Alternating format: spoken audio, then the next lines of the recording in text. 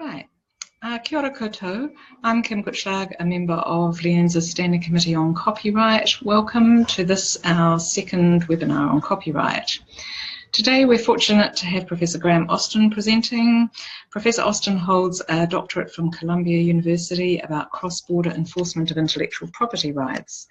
He works at Victoria University of Wellington and the University of Melbourne. So I'll hand over to Graeme. Thank you, Graeme. Thanks, Kim, and kia ora koutou.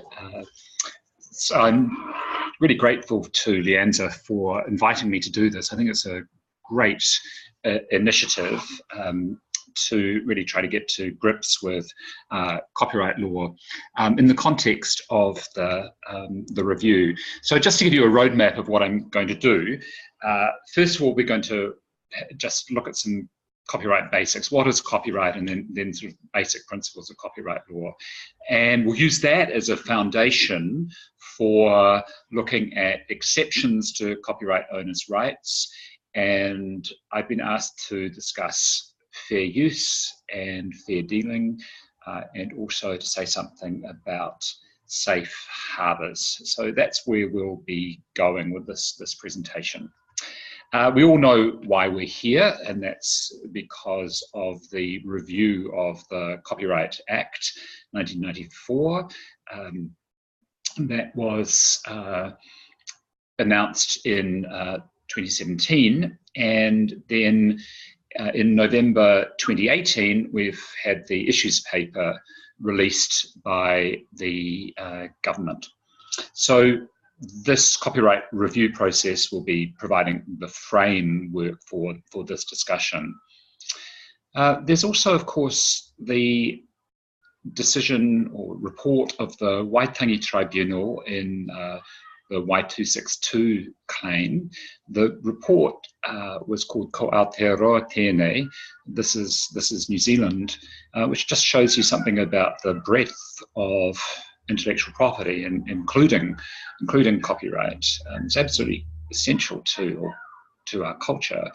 But there, the Waitangi Tribunal pointed out that the protection of the relationship of kaitiaki, of guardians, with their Mātauranga Māori and taonga works was crucial to Article 2 of the treaty, and the government is still engaging with the significance of that statement by the Waitangi Tribunal. And of course, you all know that many cultural organisations are doing their own terrific work in this space. So there's a lot of work going on behind the scenes, and this is going to inform the government's look at our copyright laws as well. So what is copyright? And copyright really is just a set of legal rights in original creative content. Okay, legal rights in original creative content. And what kind of content? Well, it's endless, really. You know, it's books, films, poems, songs, photographs, videos, letters, even an email attracts copyright. Doodles, paintings, newspaper articles, engravings, fabric designs, sculptures, charts, reports, sound recordings, translations, this PowerPoint presentation, board games, computer games, ticket designs, even some databases. It goes on and on. It's really anything that is produced as a result of some form of human creativity. And what kind of rights in that material? So the way that copyright law works is that copyright owners have exclusive rights to do a number of restricted acts. So what I mean by that is that the copyright owner has, is really the only party that's allowed to do certain things. So that involves reproducing the work, so they have the exclusive right to make a copy of the work. And that's where the name copyright comes from, the right to make a copy. But it's much broader than that now. So it includes publishing the work, performing a work publicly, adapting a work, So in the United States, that's called making a derivative work.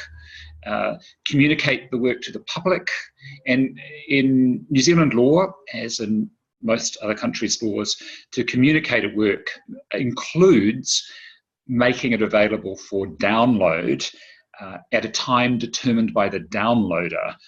So making available a work for download is also one of the rights of the copyright owners. And the way that our law works is we also say that it's an exclusive right of the copyright owner to authorize others to do any of those restricted acts. So that's an overview of the kinds of rights of the copyright owners. Now, some copyright basics. We're going to go back to something that is called the Statute of Anne. We know her from the recent movie The Favourite, but she was also responsible for being the monarch at the time of the passage of the first genuine copyright law in 1709 or 1710. There's some dispute about how you count it. What that act did was create legal property rights in the ability to copy books. It was more narrow than copyright is today because technology hadn't developed. But that act, the Statute of Anne, is really the DNA for all legislative copyright law in Aotearoa, New Zealand. So just some copyright basics. Copyright can be understood as a way of monetizing creative works. So the way that this works is that if you have an exclusive right, that is, you've got the ability to say no to somebody else doing one of those exclusive acts, you've also got the right to say yes on terms or for a fee. And so that's how copyright monetizes creative work, the ability of copyright owners to license the making of a copy or the communication of the work or the public performance of a work such as a movie in a movie theatre. And we have to have legal rights because typically these creative works involve upfront production costs that are high, but where the marginal costs, that is the costs of making another copy, are low. And if everybody could freely make copies, the price of the work in the marketplace would be driven down to zero, and the people responsible for creating these works and investing in the production of these works would not be able to recoup their costs, and nor would they be encouraged to engage in this kind of creative work. So copyright is there to solve a problem, which is how do people who invest with their time, with their money in the production of creative works get paid? Even though there are nowadays in big media markets, giant corporations often who are the copyright owners, copyright still helps creative workers get paid, the employees of those firms. And it does that by creating markets for creative content. So that's how it works. Now, one thing that's very important to recognise is that here in Aotearoa, New Zealand, we are party to international agreements that dictate the content of our copyright laws. So this is important for when thinking about copyright law reform. You might come up with a great idea for reforming our copyright law, but the policy analysts who are responsible for this review will have to think about whether or not your idea aligns with our international obligations in this area. So just to give you a few examples of how these international obligations work. So in many works, copyright must expire 50 years after the author dies. You might say that's an absurdly long time for many kinds of works.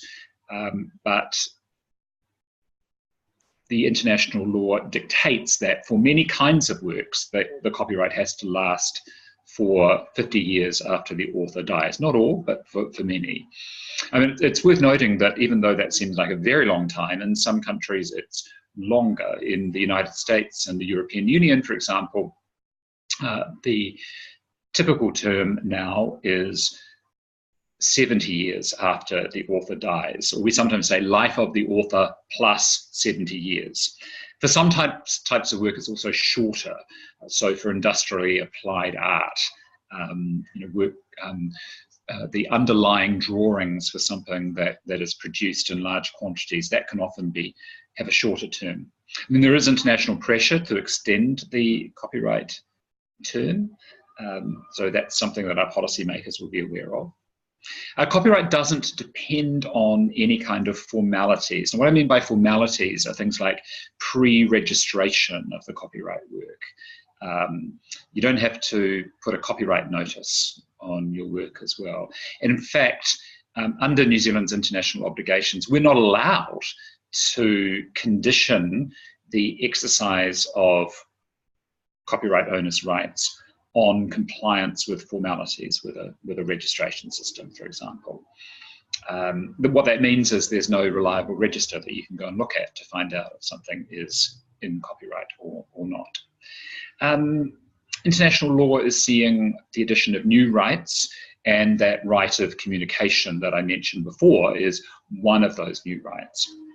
And copyright is also linked to the international trade system. So nowadays, compliance with international copyright law norms is a requirement for participation in the World Trade Organization, for example, which is of course enormously important to the New Zealand economy.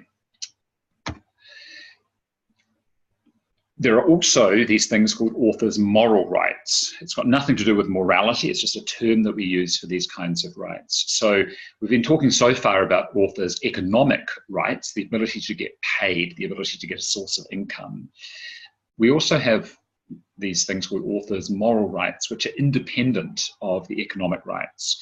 And they reflect, some people say, the spiritual connection between authors and their works. And moral rights are protected as a matter of international law under what's called the Berne Convention, which is the big international convention on copyright that dates from the 1880s. Moral rights, at a minimum, include a right to attribution, that is, a right to be named as the author of your work, and the right to object to derogatory treatment of a work that would prejudice an author's honour or reputation. So the mutilation of a work, the placement of work in some kind of unsavoury context, for example. Now, these rights exist even after the economic rights have been assigned. So an author keeps those, even if she has assigned, say, the right of publication to a publisher. So it's important to bear in mind the moral rights as well as the economic rights. And I want to make this point, is that authors' rights are not just a matter of international economic law, not just a matter of moral rights, not just a matter of trade law, they're also part of our international human rights framework. So there's Eleanor Roosevelt holding the Universal Declaration of Human Rights. So that was really the document that begins the international human rights movement after the atrocities of the Second World War. And in that document, there is a statement about authors' rights. So that the world had ripped itself apart and it was trying to pull itself back together again after the Second World War. With these guarantees of human rights as being part of that agenda. And in that document, of all things, there's a statement that says, everyone has the right to the protection of the moral and material interests resulting from any scientific, literary, or artistic production of which he is the author. Apologies for the mid-20th century gendered language. So as a matter of human rights law, the moral and material interests of authors need to be protected. We don't hear so much about that, but it does say, I think, something about the importance of the creative act that ends up, that's manifested in these kinds of productions. All right. So just by way of summary, the exclusive rights provide financial incentives to invest in creativity, and they create markets. Now, there's also a complex system of exceptions and permitted uses. So you've got the rights, but you've also got exceptions and permitted uses. And people who work in the GLAM sector will be very familiar with many exceptions and permitted uses. Now, another thing to bear in mind in the context of the review is that the scope of exceptions allowed by domestic law, so the scope of exceptions allowed by New Zealand law, is itself subject to international law requirements. Now, the reason for this is we have an international system that says your copyright laws have to be up to scratch. And the international community said, well, given that, we can't have individual countries enacting these vast exceptions that have the effect of driving a truck through the exclusive rights. And so the scope of exceptions is limited, and it's typically limited by something we call the three-step test. So if our government wants to have an exception in its copyright law that's not specifically covered by international law, any exception has to be only available in certain special cases. So it has to be defined. We need to know what those cases are. And those cases can't conflict with a normal exploitation of the work or unreasonably prejudice the legitimate interests of the authors. So you might be quite frustrated with policymakers that they won't just adopt your fantastic idea for a copyright exception. They will be mindful of this thing called the three-step test, recognizing that in New Zealand we just can't enact giant exceptions to copyright laws unless they are permitted by this thing called the three-step test. So that might be helpful to bear in mind when thinking about how to shape copyright laws in a way that suits the GLAM sector. So let's look at exceptions to copyright owners' rights in a bit more detail. So why do we have exceptions? Typically, we have exceptions for these kinds of reasons. Market failure, so you can't rely on the market for licenses to work. We also have exceptions where we want to stop the assertion of rights by the copyright owners from interfering with copyright's goals, which is to encourage and to facilitate the production of creative work and support creative people. Sometimes if you've got a copyright owner who asserts rights that are too strong, or is allowed to assert rights that are too strong, that's going to chill downstream innovation. So that's another reason why we have exceptions. And I think it's fair that we also have exceptions that develop domestic social policies. So you might want to encourage research on software, hardware interfaces, and we've got an exception that allows that to be done, for example, amongst other things. So I'm just going to give you a few examples to try and flesh out these ideas so that you can understand what is meant here. So here's a market failure example. It involves the performance right for musical works. And on the right there's a photograph of a number of famous composers of mostly popular music. Photograph dates from 1917. So what happened in the mid-19th century was that in a number of countries, copyright legislation added an exclusive right of public performance for musical work. So the copyright owner of a musical work had a right to authorize the public performance of a musical work, or perform the work publicly herself, but typically it was authorizing others to perform that work. But there was little thought about how this right was going to be enforced. And in the early years of the 20th century, we see the rise of drinking establishments and dance halls and other venues where music was performed. Now, there was a problem for the copyright owners, and actually for the owners of these drinking establishments, restaurants and so on, because it was, if you had to license each individual song that might have been played by a small band in a small restaurant, that would be prohibitively expensive just in terms of transaction costs to do that. I mean, it couldn't possibly happen. And so what happened around this time, drawing on some innovations in France, actually, we saw the rise of performance rights societies, and essentially how they worked is that they took the rights in a vast number of songs, and they wanted to get as many as possible, and then they provided blanket licenses to the establishments. So it was one transaction. You got your performance right, and you could perform in your restaurant, say, all of the songs that the Performance Rights Society had rights to. And so that was a way of solving this market failure problem, where the transaction costs were formerly too high to enable copyright owners to really use their public performance right for musical works. I want to give you another example of a kind of paradigmatic copyright exception. And that's an exception for parody, and maybe parody and satire. So in Australia, there is a fair dealing defence for the purposes of parody and satire, which came into force in 2006.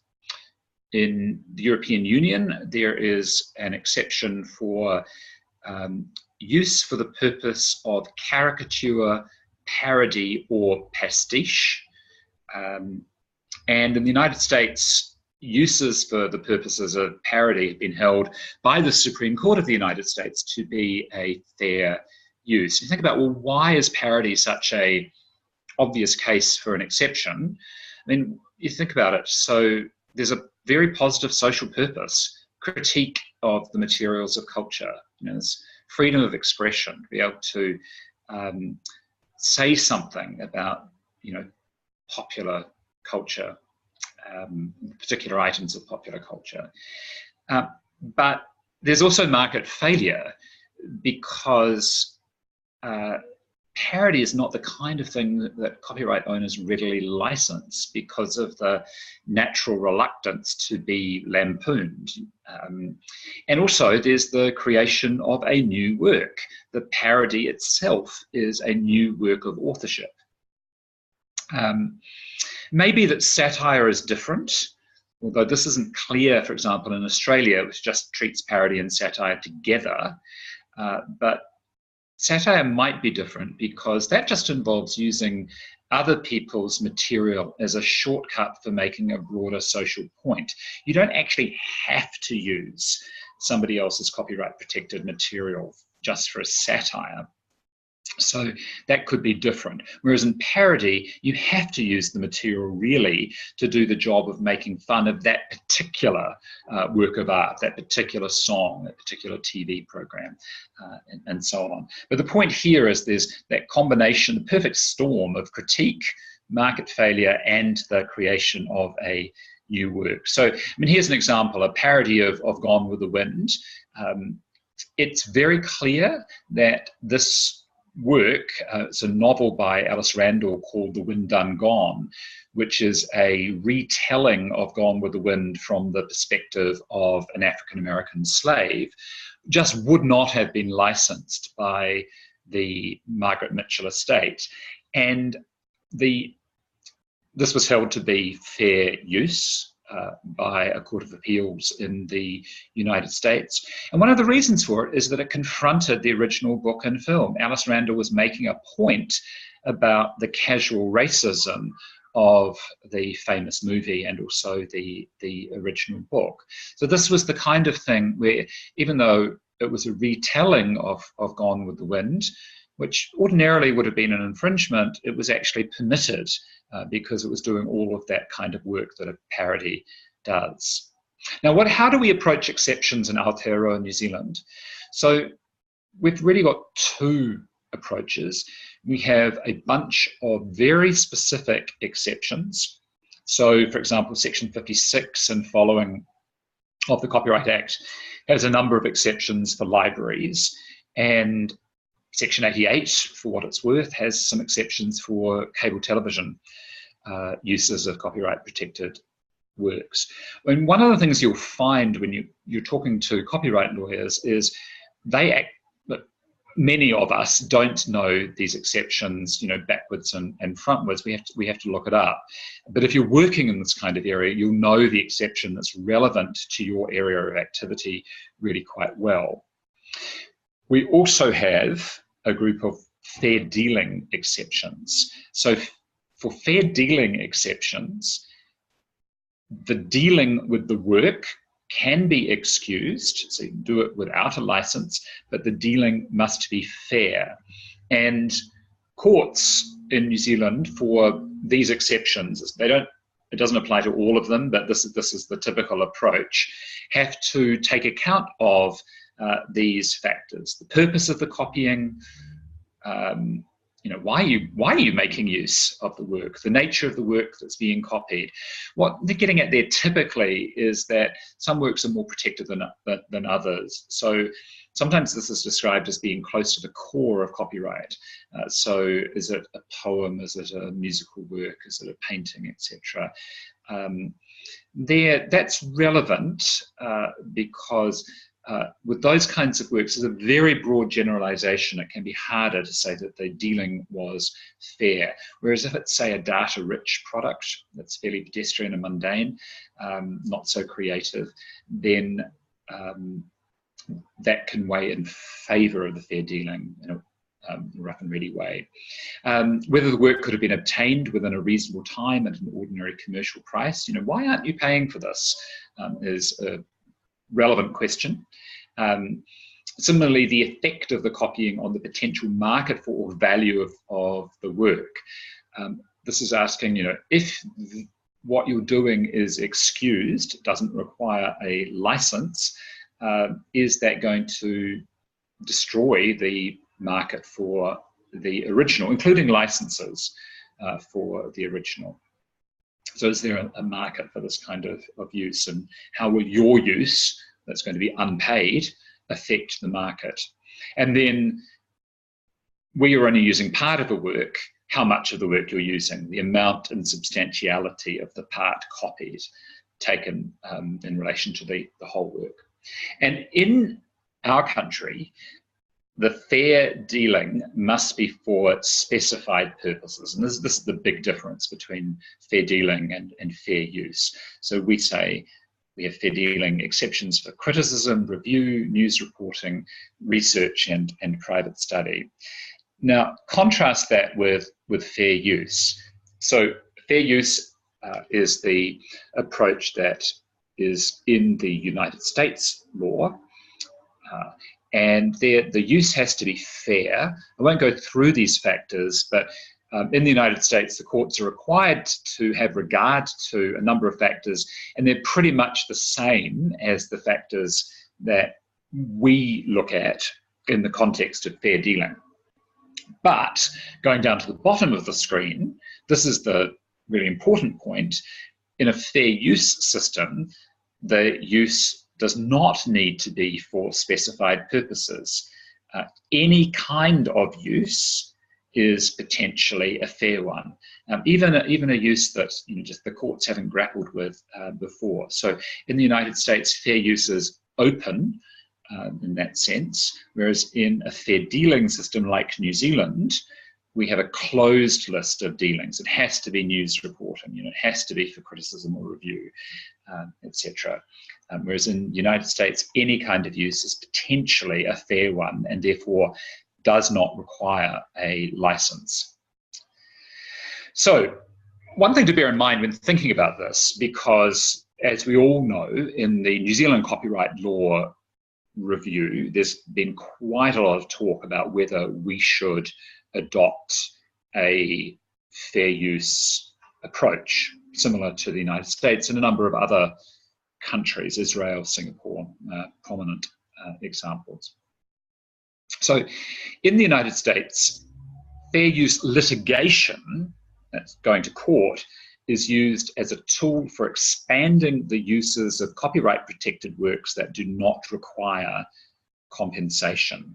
So typically you'll have an infringement action and the defendant, the party who's alleged to have infringed the work, will say, my use was a fair use. And often they're trying to say, in this particular market, I don't have to compensate the copyright owner or even negotiate with the copyright owner. I just am protected. My use is just protected. So one thing that happens, as you can imagine, is that fair use litigation in the United States is used as a tool for those seeking to advance new business models that involve the reproduction or public performance or some other thing that is within the set of exclusive rights of the copyright owner. So just to give you some examples, there was a major fair use litigation that held that time shifting of recording of a broadcast to watch later was fair use. That case was limited to free-to-air broadcasts, but the Supreme Court held that time shifting of free-to-air broadcasts was a fair use.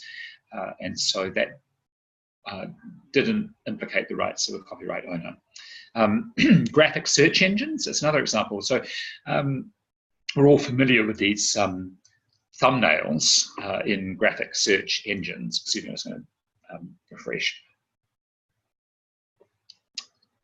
That technology requires the making of a copy of an image that is part of the exclusive rights of the copyright owner to make a copy. A court of appeals in the United States held that that was a fair use.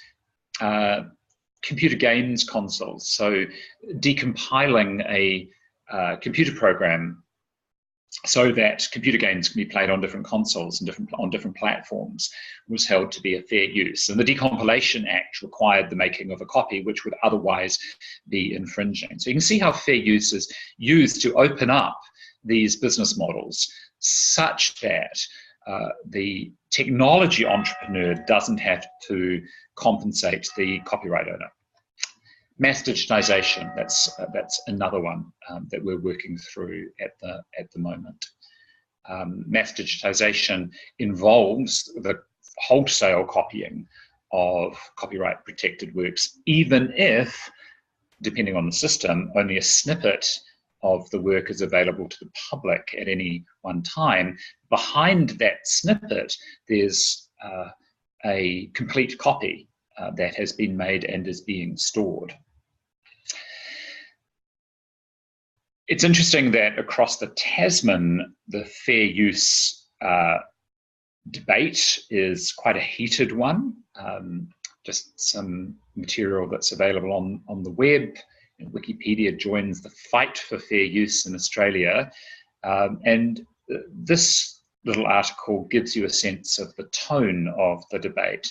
So I'm just going to read it. Public submissions on the Australian Productivity Commission's proposal to introduce a fair use right into Australian copyright law have just closed, and Australian rights holders are frothing at the mouth in their attempts to block this long overdue reform. So you get a sense of how high the stakes are perceived to be. So fair use versus fair dealing is going to be one important aspect of the review, I suspect. But there's also an alternative way of looking at this, which could be relevant to the GLAM sector, which is the fair dealing exceptions versus expanding legislative exceptions tailored to particular activities. That is, not focusing on whether we should adopt fair use, but focusing on whether it's worth pursuing very specific exceptions that are directed at what a particular part of the cultural sector wants to do. And I'll talk about that more in a moment. But it might be worth sort of setting out the advantages and some of the disadvantages of tailored exceptions versus pursuit of fair use. So, I mean, one of the advantages of getting tailored exceptions that just say this specific activity so described is not an infringement is you get greater clarity. Fair use itself is quite a vague standard. A tailored exception can be negotiated via the policy-making process, not litigation. That's important because that policy-making process is more or less free. There's time involved. Litigation is extraordinarily expensive. I mean, it's worth making the point that fair use doesn't get you the free pass to do whatever you want.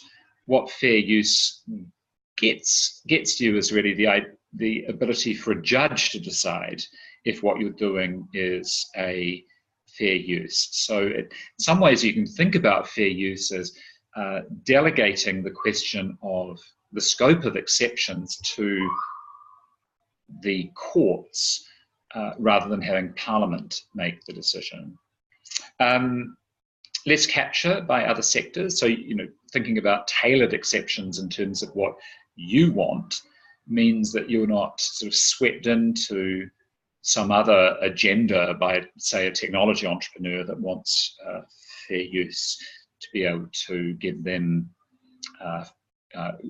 greater space to develop some exciting technology platform that uses copyright protected works. So it's likely to be cheaper than a fair use system. There's the point we made earlier that litigation is extremely expensive. And I think this is worth thinking about, which is, there's no risk of other parties messing up in litigation. So you can imagine a scenario where you've got a defendant in a copyright infringement claim. The defendant puts the point that what they're doing is fair use, and it's kind of like what you're doing. The problem is that that defendant doesn't do a particularly good job in court and they lose the case. You weren't there in the courtroom, and yet that decision that goes against fair use could in fact constrain your freedom to operate. Now, of course, there are a number of disadvantages by seeking tailored legislative exceptions, is that the exception can be locked in time. It's for the here and now, and technology moves incredibly fast. So you might work really, really hard to get a legislative exception, and then it's kind of frozen in time and no good to you because the technology has moved on. I mean, it follows that there are fewer opportunities to expand and adapt the exception. And as a number of people point out in the New Zealand context, getting parliamentary time is not easy. So further legislative change can take a long time to happen. You need to go through the policy process again. At the moment, we have a ministry focused on copyright law, but they might move on and not be particularly interested in your new idea for a tailored exception.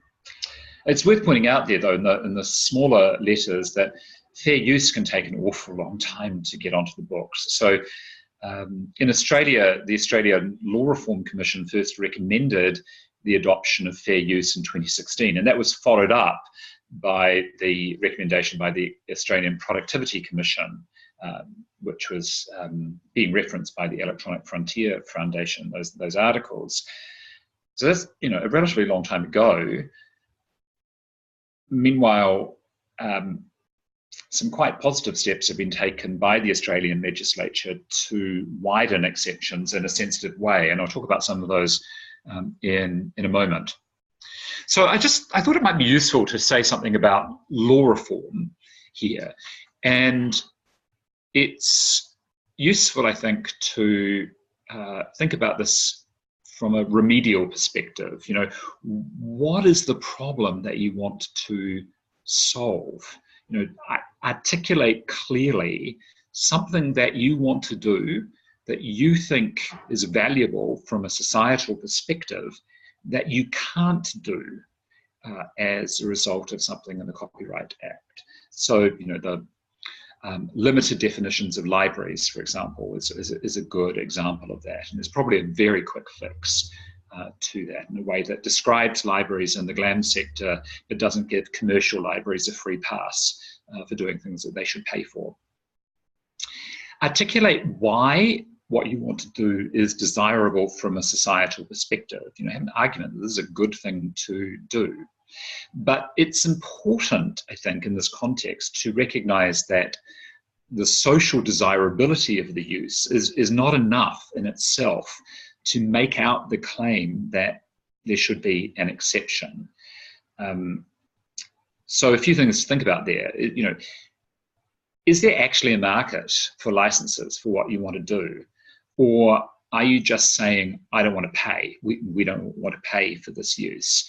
And so thinking about how the use affects rights holders, and if you're just trying to avoid paying, there's a big question in the copyright law reform context that goes, well, what you want to do looks great, but why should copyright owners subsidize that use? Why should they, in effect, pay through the exception to their exclusive rights for this valuable social thing that you want to do? This very good idea.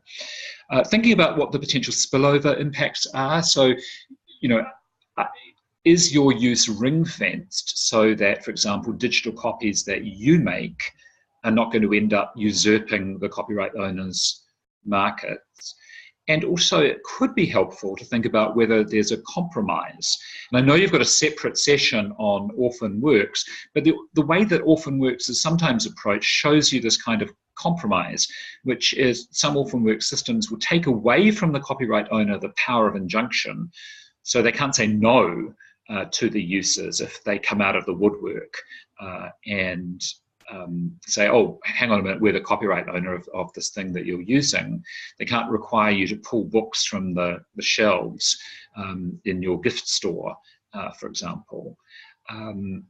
But the copyright owners do get fair compensation if they turn up.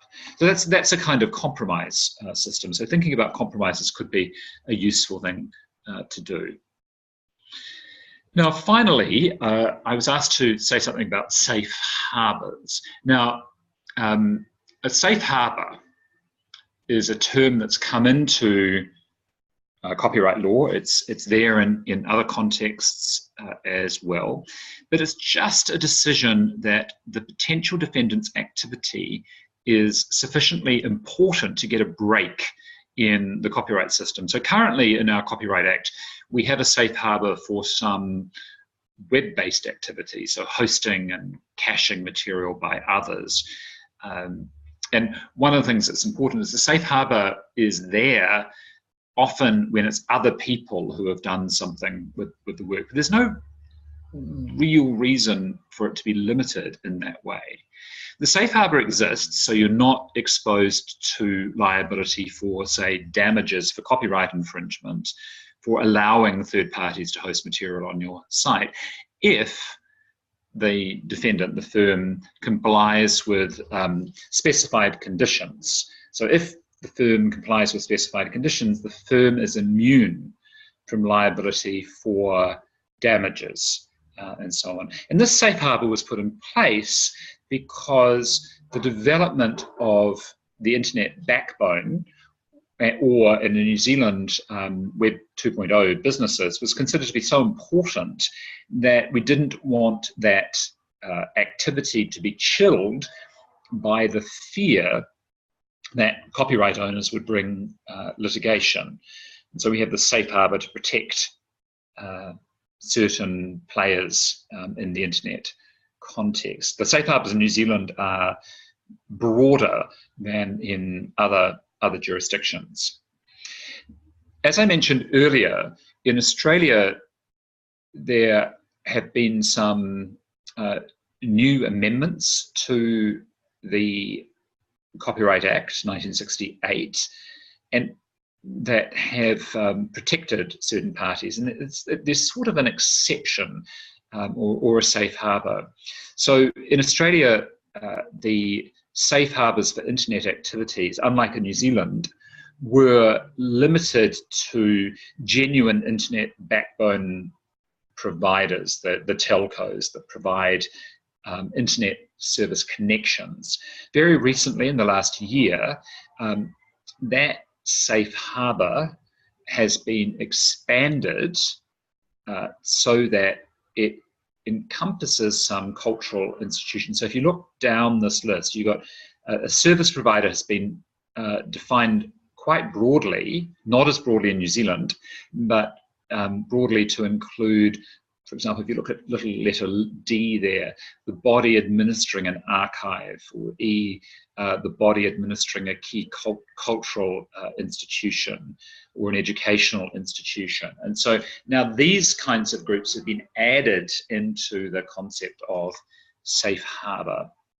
And just to give you an indication of how the safe harbour works, is that the service provider, which now includes some of these cultural organisations, has to not get a direct financial benefit, must take down the material on, this is under number 2 here, must expeditiously remove or disable access to copyright material residing on its system or network upon receipt of a notice in the prescribed form, that's just in the regulations, that the material has been found to be infringing by a court, for example.